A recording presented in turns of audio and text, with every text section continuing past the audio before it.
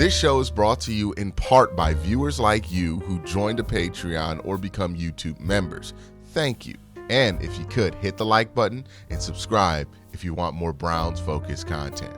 I haven't done a hot takes video in a while, but I think the draft is the perfect time to bring this back. So what I'm going to do is, in every video I did about the prospect, I'm going to about a prospect that was drafted by the Cleveland Browns, I'm going to take a comment from that video that I thought was interesting and enough of a conversation starter to bring up here publicly. I'll try to tell you guys what pick they're talking about when we show the comment. This first one is about Mason Graham and what the Browns did in the first round of this draft. And it's from Basher, who says, "The moment I heard all we got for trading down 3 spots, I was really happy with it. I never understood how Travis Hunter and his Iron Man football would translate to the NFL, and Carter seemed to get a little dinged up and was an injury concern, so I wasn't sure who the right player was. We let Dalvin Tomlinson go. We needed a defensive tackle. He was the highest rated on the board. Not sexy, but a solid pick. Tomorrow we have 33 and 36, and the Jags first next year, and all the later rounds swap for higher picks. That's a freaking home run in any book, man. Even if Hunter and Carter are both Pro Bowlers, we won that trade for the 3 spots and the chances that we are going to get in the 2 first-rounders in the top 15 of the 2026 draft, where we can grab a possible franchise quarterback. Hell, grab 2, make sure we got him." Well, that was kind of that was kind of a prediction that came true, but not in 2026. Browns did draft 2 quarterbacks. But yeah, I think there is 2 minds when it comes to the Browns trade back, right? And it's funny how the trade back isn't even the main conversation we're having about the Browns draft anymore. It's all about Dylan Gabriel and Shedeur Sanders. That is the power of the quarterback position, right? You can trade back from number 2, get a future first next year, and people are just going to talk about what you did in the last 2 picks because they're 2 quarterbacks. But Basher brings up the point that the Browns got a lot for moving back 3 spots, and they still got the best defensive tackle in the draft, right? It's not like they traded back so far that they had to take like the 3rd-rated guy. No, they got their choice of defensive tackle, and they took the first defensive tackle off the board. And they needed one because Dalvin Tomlinson did leave, and he does fill the role I think will likely be better, or hopefully be better, than Dalvin Tomlinson in the future. So, yeah, I agree with you. The compensation is cool. The thing I don't like about it is it puts you in a place of betting against elite talent, and I don't love that, right? Travis Hunter can be more than a Pro Bowler. He could be a game changer, right? Abdul Carter can be more than a Pro Bowler. He could be a game changer. And unless you get a game changer in one of the picks that you traded, then you're always going to be at a deficit in that trade. So if the Browns get a game changer with their future first next year, or if Mason Graham ends up being a game breaker, then cool. It doesn't matter what Travis Hunter becomes. But anything short of that, and we're going to start looking at that pick kind of crazy. So that's going to be what's on there, and you can't avoid that, right? That's why the Julio Jones trade matters. It's not like Phil Taylor was a scrub. Phil Taylor was a very good player for the Browns for a long time, or at least for 5-6 years, right? He got his 5th-year option. He was a good player. It was just Phil Taylor was not good enough to get out the shadow of Julio Jones, and that's the question, right? Is Mason Graham and what you do in the first round next year going to be good enough to get out the shadow of Travis Hunter? That's the bet you're making, and I think that's why people don't love it, because they're being asked to bet against one of the most special talents in the draft, and that doesn't feel like a fun bet to have to make. My name is Shepard, says D-line better be cold. Julio Jones. This is still about Mason Graham. Julio Jones all over again. We're not getting Arch Manning. I guess we go 0-16 again. His grandpa wouldn't like. Okay, this is we do this doomerism thing in Cleveland, and I don't love it, right? I don't love it. Where one thing you didn't expect happens, and then we just spiral and think all the other worst things in the world are going to happen because of it. We went from the D-line better be cold, and then it's Julio Jones all over again, to We're not going to get Arch Manning to, unless we go 0-16, to even if we went 0-16, his grandpa wouldn't want him to play for Cleveland. We don't know if any of that shit is true, right? I have a theory. Well, not a theory, a way of living. I don't pregame sadness. A lot of Browns fans and a lot of people in general love to pregame sadness.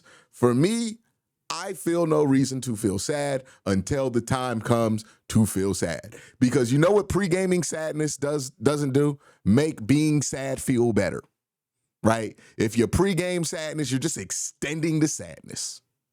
So for me, I'm not going to look at it through the lens of the worst case scenario.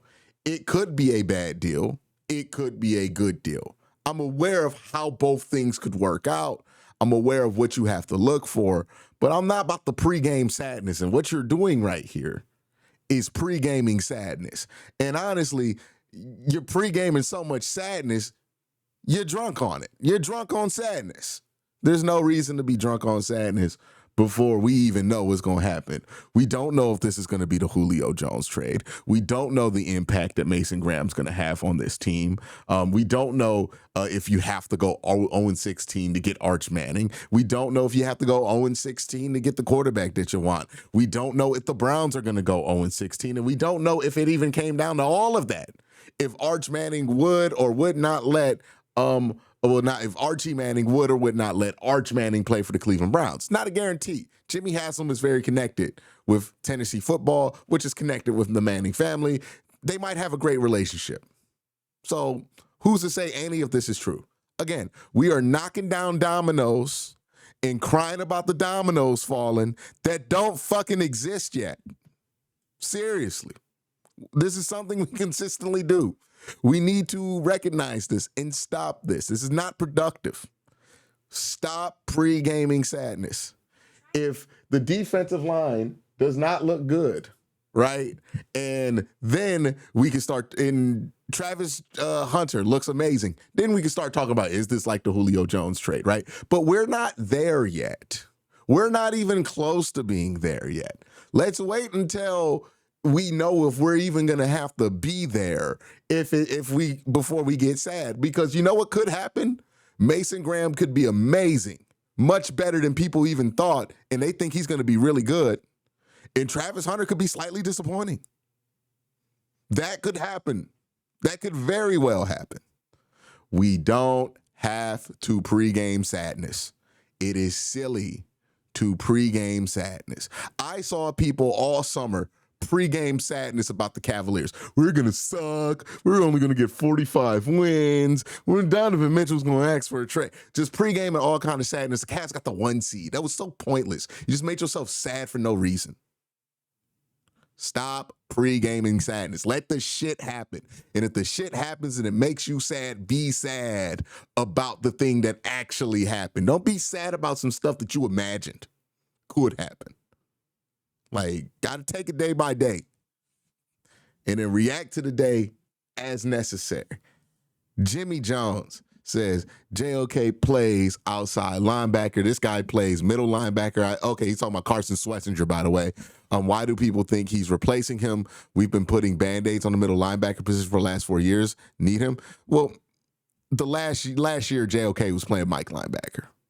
So that's why people think Carson's replacing him. He's a Mike linebacker. JOK transitioned to Mike linebacker last year. JOK's first 2 years, he played Will linebacker, but last year he played Mike. So that's why.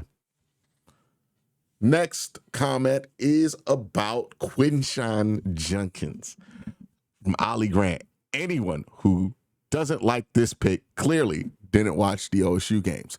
Yes, Henderson was great, but damn near every other play, Henderson was hobbling off the field. Dude stayed hurt. Henderson is the football equivalent of Dean Wade. Hella upside. I don't know if I could go with you on here. Hella upside and talent, but stays on the goddamn injury report. The best availability is availability. Best ability is availability, and Henderson just wasn't that. Don't let the ND run down on Junkins fool you. Junkins ripped off several home run plays the OSU season. The Notre Dame game was an anomaly, outlier, best pick of the Browns draft. I wouldn't go that far to call Travion Henderson Dean Wade, right? It is a similar dynamic between like Sony Michel and Nick Chubb, where Sony Michel was seen as more of the big play guy. Here's the thing about Quincy. Here's the thing about Travion. They both get big plays for the Ohio State offense, and especially Quincy for the Ole Miss offense. So they're both big play capable. Henderson is more explosive, but Quincy is that prototypical running back size and frame. He's 220 pounds. He's 6 foot. So you think he can take more of a beating back there. And he's been a bell cow back before, where Henderson's always been somebody who split carries. The Browns were looking for a bell cow back, and Henderson's not the bell cow back. I think that's Quincy. If Henderson was a bell cow back, they don't bring Quincy there. They don't spend the NIL money to bring him there, right? If Ohio State believed it. And Ohio State had him there for 3 years. So, I think there's a reason Henderson's always been a feature back and not a bell cow. It's because he's not one. And maybe it has to do with some of the availability questions you had with him, but he's not one. Junkins is one. And thankfully, he took a year off of carries for him by playing at Ohio State and splitting with Henderson. And also, like most modern running backs, you want to split carries with, but it seems like Junkins is somebody they want to look at as a bell cow guy. LOLK, this is about Dylan Gabriel. You lost me at comparing DTR to Gabriel, bruh. When did I do that? See, this is the thing that happens on the internet. People take like a chunk of what you say, flip it, stretch it, needle it down, and then pretend you said something you did not say. I did not say in that Dylan Gabriel video that he's the exact same thing as Dorian Thompson-Robinson. Like, did not say that. But yet, here we are. Lost me at comparing DTR to Gabriel, almost like Gabriel wasn't a Heisman candidate for 3 seasons of a college football career. And holds the record for touchdowns by a quarterback, didn't lead Oregon to an undefeated season. Crazy, more like 3rd-round pick. Yeah, I mean, like, I don't hate Dylan Gabriel, but some of you Dylan Gabriel stands are going to make me hate Dylan Gabriel. Like, I hope y'all understand this. I came into this like, I like Dylan Gabriel. I just didn't like him in the 3rd round. And you guys are acting like that's a crazy opinion. It's not. He had a 4th-round grade consensus. He's a 165 guy on the consensus board. Like, he was not seen as somebody who goes in the 3rd round. And Dylan Gabriel has a fun career under his belt, but he's also 5'11". He's also not very big. His arm's strong. It's stronger than DTR's. No doubt about that. But, can he see over the middle of the field? Can he play over the middle of the field? These are all reasonable questions to ask about a quarterback who is 5'11". He has a good body of work. He was good at UCF. He was good at Oklahoma. He was good at Oregon. I agree with you. But that is not enough to make him a 3rd-round pick, especially when you have all the questions surrounding you that Dylan Gabriel has. People are allowed to think that. It's not a crazy thought. Wolf C says at his age, and this is talking about Harold Fannin Jr., at his age, Harold Fannin Jr., he may not be done growing yet. Regarding the off-the-field stuff, Barry actually addressed that during the Barry and Stefanski presser. I think the last couple of years have changed their thinking when it comes to character concerns. The Browns have been much more careful with that. I wonder if that's what led them to be a little bit more hesitant about taking Shedeur there, right? They're not sure why he's falling. It might be a bigger character issue. Let's not let that be the only quarterback that we take.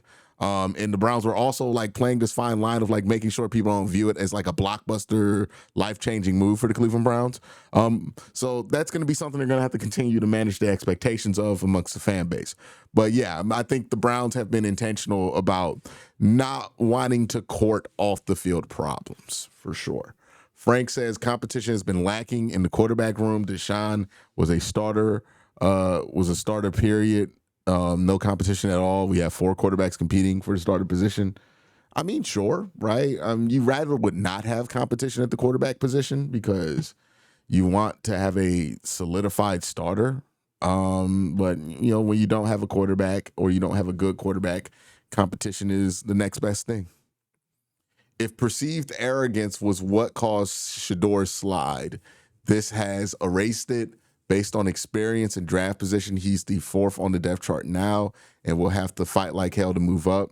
Yeah, I think this is also part of it, right? You take Shedeur 5th, and you're giving him a chance to prove everybody wrong, including the Cleveland Browns.